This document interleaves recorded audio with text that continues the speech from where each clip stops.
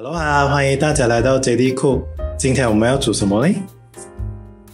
大家好，上一期我们介绍过用3种材料煮的那个萝卜焖猪肉，今天我们也是同样的，用很简单的材料就可以煮到一个很美味的又有健康又营养的菜肴。我们也是只是需要3种材料，就是番薯、芥菜还有姜。姜我们其实只是需要几片就够了，然后芥菜呢，就是大概需要我们买的时候都是一大把，一把就够了。番薯需要1斤。调味料方面其实也是很简单的，我们只是需要海盐，用的盐也是可以的，可是我喜欢用海盐，有机的海盐。然后还有就是鸡精粉也可以，浓缩鸡汤也可以。如果你是吃素的话，你也可以用那个香菇粉或者是素鸡精粉都可以。那么接下来我们来处理材料。我们已经把芥菜处理好了，所以芥菜只是需要洗干净，大概每一片的芥菜大概把它剥成3段就可以了。番薯呢，我们来滚刀切。怎样叫滚刀切？滚刀切就是你现在切了一块之后，你把它转一转，然后再切，再转一转，再切，这个叫做滚刀切。大概切这么大块就可以了，因为等下我们还要去焖它，不需要说切到太小片，太小片的话焖的时候它会很快就烂掉，就 OK 了。那个番薯一定要买黄色的吗？紫色不可以吗？其实也不一定啦，随个人的喜好啦。紫色的话，我会觉得煮出来那个颜色可能会不好看吧，会变糖水吧？那就不会，只是说颜色方面，我是觉得用橙色或者是黄色的看起来会比较正常。姜片的话，我们大概只是需要几片就可以了，大概3、4片这样子随意自己喜欢。我们现在来先热一个油锅，少许的油。用什么火嘞？中火、中小火就可以了。然后我们来爆香那个姜，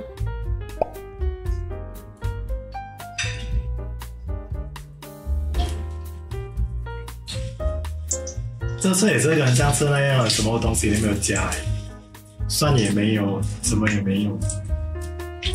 其实不需要的，只是放那个姜就可以了。因为这道菜其实是一位吃素吃了20多年的一位师姐。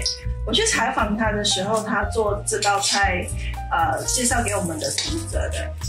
然后这位师姐其实还很厉害，她煮东西，因为她她曾经开过素食馆，她也曾经就是她只要有空呢，她就会去那些佛堂的地方，然后煮菜给那些师父的那些信徒吃。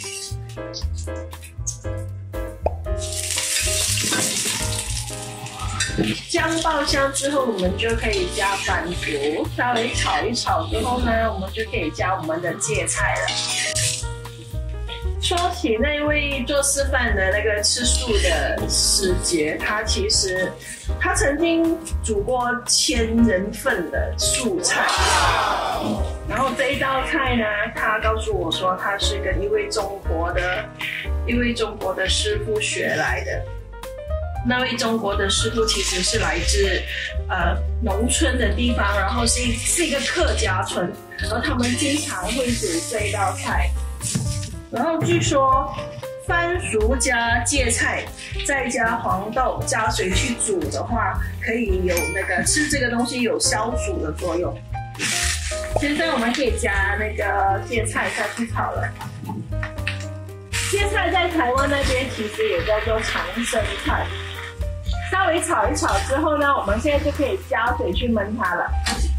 不用加那个什么调味料的呢？调味料呢是在焖好之后才来加的。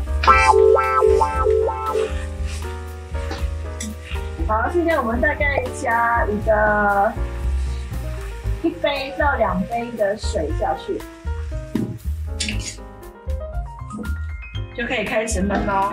我们先把火开大一点，等那个水煮滚了之后，再关小火，然后盖上锅盖去焖它，焖到那个番薯变软就可以了。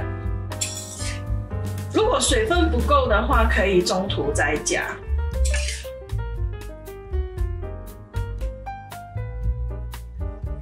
现在水滚了，我们关小火，就可以盖上锅盖，继续焖它，大约焖1个半小时吧。中途的时候可以先打开一下，看一下水有没有煮干。如果水快要干的话，我们就加水。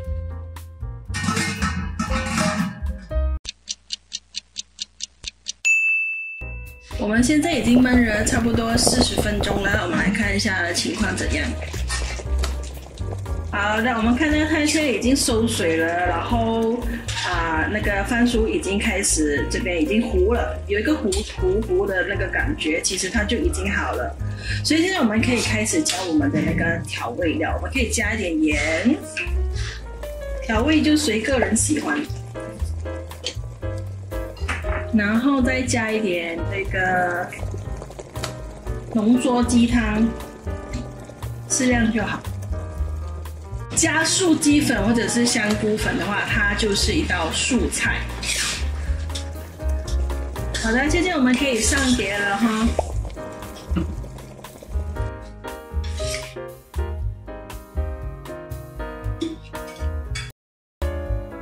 我们今天的那个芥菜焖番薯已经做好了。